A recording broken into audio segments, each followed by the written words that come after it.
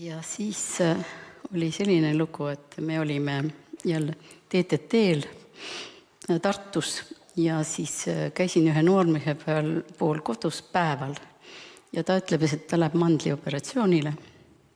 Et ole hea palvetada, ma palvetasin loomulikult selle mandlioperatsiooni eest. Ja siis, kui TTT oli läbi, siis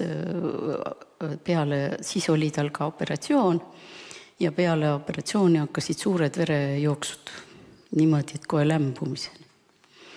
Et nii hullusti, et 2 korda nädalas ja 3. kord siis viidi ta lausa haiglasse, et see oli nii õudne. Ja siis nad helistasid mulle uuesti, et ole hea ja palveta. Ja siis tol korral tuli Vaido mulle küll.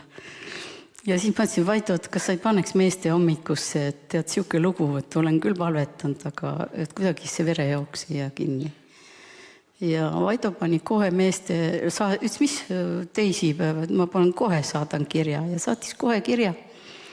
Ja Jumal vastas selle palvele ja see verejooks jäi kinni ja tänaseni.